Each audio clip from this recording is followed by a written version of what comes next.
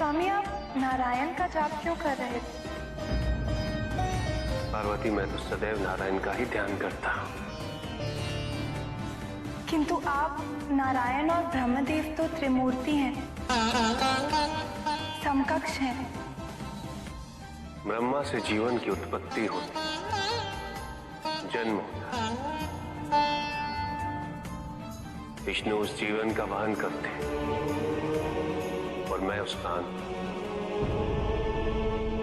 अर्थात उसे मृत्यु प्रदान करता हूं। किंतु जब भी कोई घटना घट रही होती है तो उसका संपूर्ण ज्ञान होना संभव नहीं। उसके घटित होने के पश्चात ही सब कुछ स्पष्ट रूप में समझ में आता है। क्या हुआ, क्यों हुआ, कैसे हुआ और उसका तात्पर्य क्या था। अर्थात ब्रह्मा सृजन और जन्म का स्रोत होते हुए भी सृजन व जन्म का नहीं, अपितु मृत्यु का संपूर्ण ज्ञान रखते हैं। इसीलिए ब्रह्मा मेरा ध्यान करते हैं।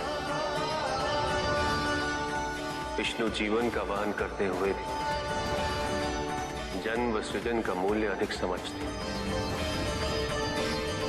इसीलिए वो ब्रह्मदेव का ध्यान करते हैं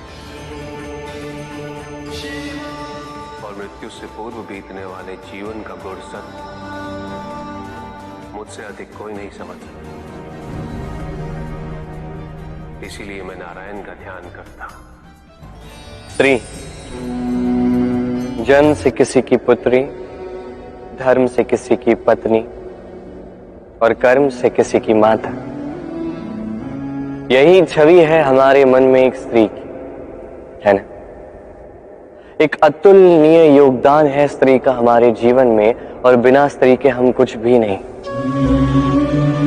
पर अधिकार यहां हम भूल कर जाते हैं। जब स्त्री एक पुत्री होती है, जब जन्म लेती है, उसके अस्तित्व पर अधिकार होता है उसके पिता का।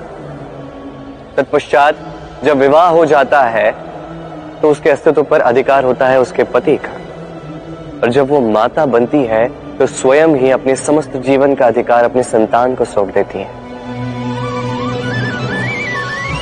परंतु कभी क्या हमने ये सोचा है, ये जीवन स्त्री का है, ये स्त्री सबका उद्धार कर रही है, उसके जीवन का अधिकार भी तो उसके पास ही होना चाहिए ना। वो स्वयं के जीवन के निर्णय स्वयं ले सकती है, स्वयं अपना भाग्य रच सकती है। और ये करने के लिए हमें स्वयं को बदलना होगा, सोच को बदलना होगा। क्योंकि ये सोच ये आज या कल की नहीं है, ये वर्षों से चलती आ रही है और वर्षों तक चलेगी यदि हमने इसे नहीं बदला। और हम तभी बदल सकते हैं जब हम स्वयं में आज परिवर्तन लाएं।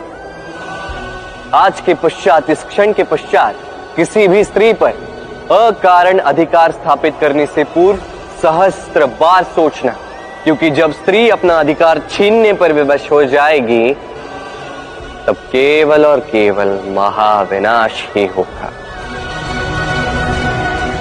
राधे राधे।